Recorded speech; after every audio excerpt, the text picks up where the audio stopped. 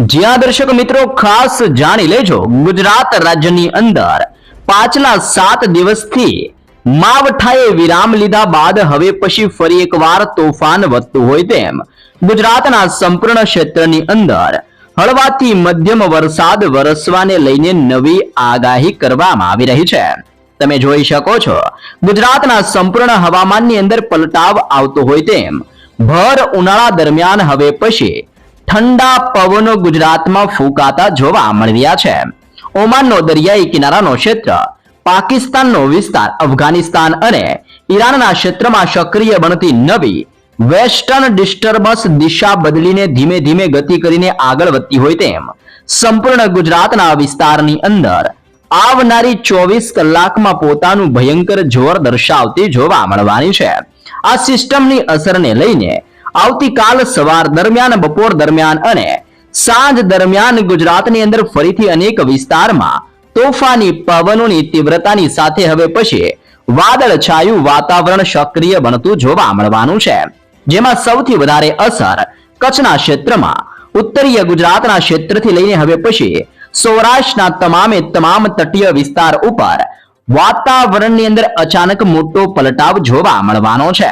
તમે લાઈવ પણ જોઈ શકો છો, રાજસ્થાનના ક્ષેત્રની અંદર સક્રિય બનતી હાઈ પ્રેશર સિસ્ટમનો ભયંકર ઘેરાવો ગુજરાતના વિસ્તાર સુધી લંબાઈને અત્યારે હળવી અસરને દબાણ દર્શાવતો જોવા મળી રહ્યો છે.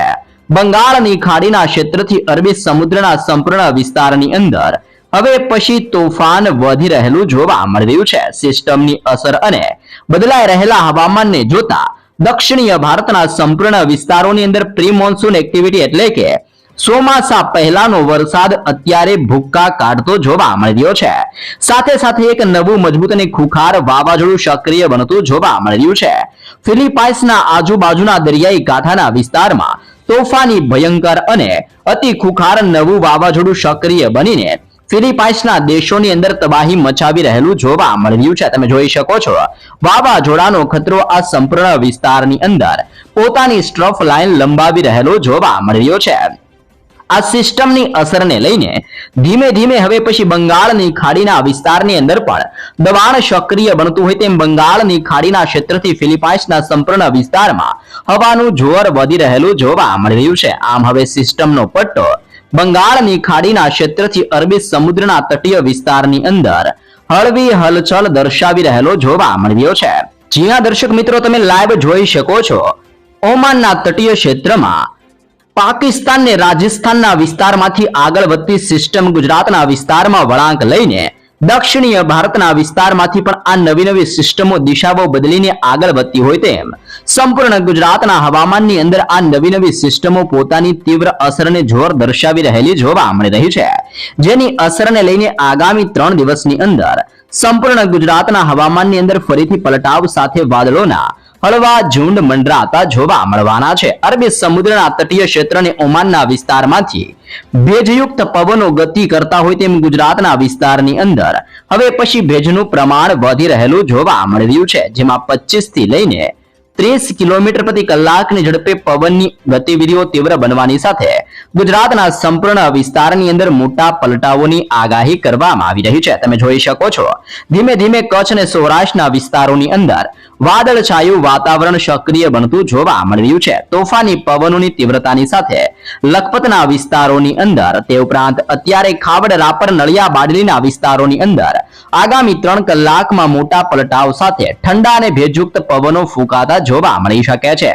દક્ષિણીય ભારતના તટીય ક્ષેત્રથી લઈને અત્યારે અરબી સમુદ્રના તટીય વિસ્તારોને અડીને આવેલા સૌરાષ્ટ્રના તટીય ક્ષેત્ર, જેમાં ઉનાનો ક્ષેત્ર, વેરાવળના વિસ્તાર, મહુવાના તટીય ક્ષેત્રની અંદર, આમ ગીર સોમનાથના સંપૂર્ણ વિસ્તારોની અંદર પણ ફરીથી વાદળોના ઝુંડ મંડરાતા જોવા મળવાના છે. આવતીકાલ વહેલી સવારની સાથે ગુજરાતની અંદર સૌરાષ્ટ્ર, કચ્છ, ઉત્તર ગુજરાત, મધ્ય ગુજરાત અને દક્ષિણીય ગુજરાતના હવામાનની અંદર ફરીથી પલટાવ આવવાની સાથે વાદળ છવાયું વાતાવરણ સક્રિય બનતું હોય તેમ ગુજરાતના તમામ વિસ્તારની અંદર પલટાવ સાથે ફરીથી સિસ્ટમની અસરો વધતી જોવા મળવાની છે. તમે લાઈવ પણ જોઈ શકો છો, પાકિસ્તાનના ક્ષેત્રમાંથી આગળ વધતી સ્ટ્રફ લાઇન કચ્છના ક્ષેત્રની અંદર અને સૌરાષ્ટ્રના વિસ્તારમાંથી પસાર થઈને આવી રીતની અરબી સમુદ્રના તટીય વિસ્તારો તરફ ગતિઓ કરતી જોવા મળી રહી છે. સિસ્ટમની ભયંકર અસરને લઈને કચ્છ, સૌરાષ્ટ્ર, દક્ષિણીય ગુજરાતના વિસ્તારની અંદર આવતીકાલથી 30 થી લઈને 40 કિલોમીટર પ્રતિ કલાકની ઝડપે પવનો ફૂંકાતા હોય તેમ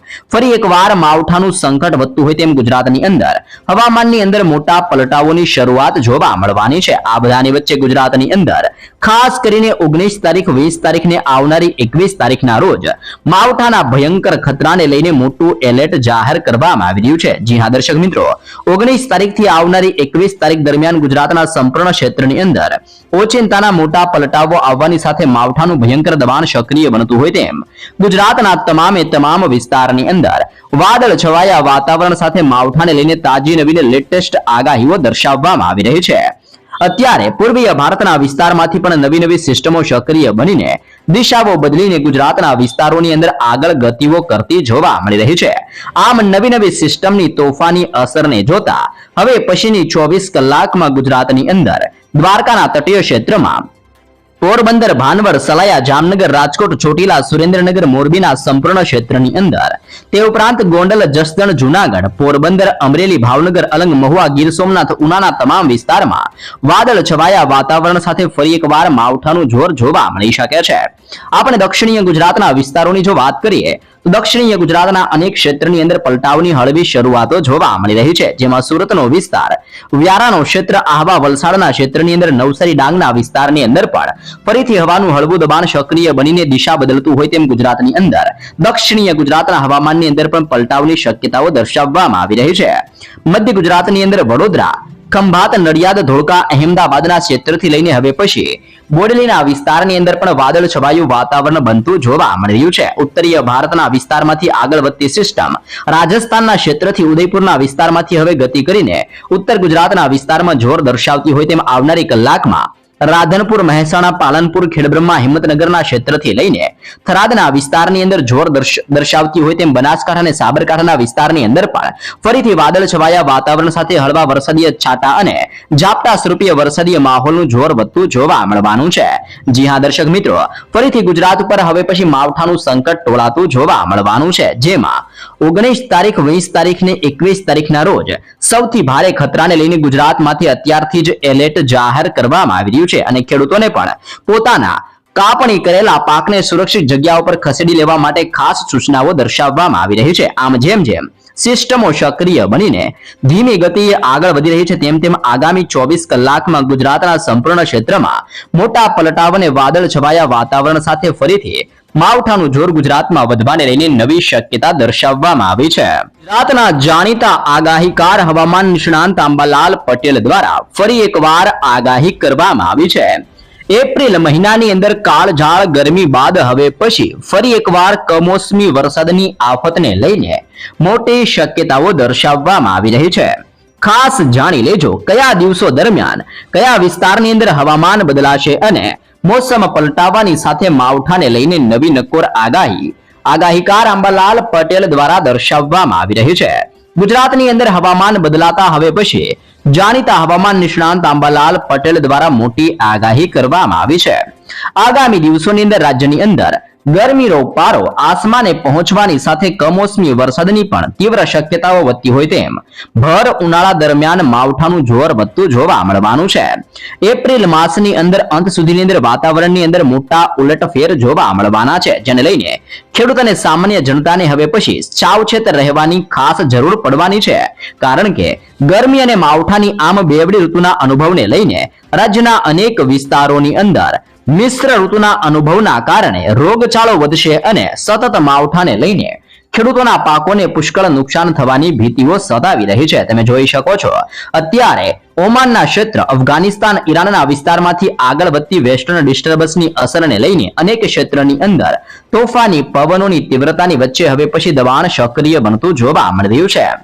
જેમ સિસ્ટમો આગળ વધશે તેમ રાજ્યની અંદર 19 તારીખથી 21 એપ્રિલ દરમિયાન રાજ્યના વાતાવરણની અંદર મોટા પલટાવની આગાહી કરવામાં આવી રહી છે.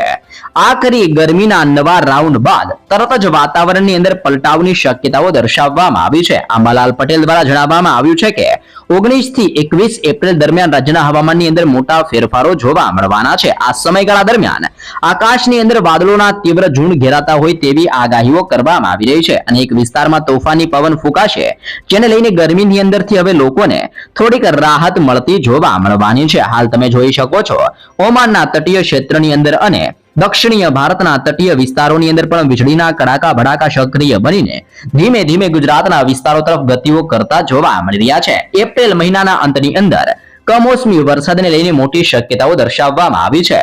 સૌથી મહત્વની આગાહી એપ્રિલ મહિનાના અંતિમ સપ્તાહને લઈને કરવામાં આવી છે અને મે મહિનાની શરૂઆતની સાથે પણ દબાણ વધતું જોવા મળવાનું છે. આંબાલાલ પટેલના મતે એપ્રિલ મહિનાના અંતની અંદર અને મે મહિનાની શરૂઆતની સાથે રાજ્યની અંદર હળવાથી મધ્યમ વરસાદ અને માવઠાનું જોર વધતું જોવા મળવાનું છે. સક્રિય બનતી નવી વેસ્ટર્ન ડિસ્ટર્બન્સની અસરને લઈને ભેજના પ્રમાણમાં વધારો જોવા મળવાનો છે.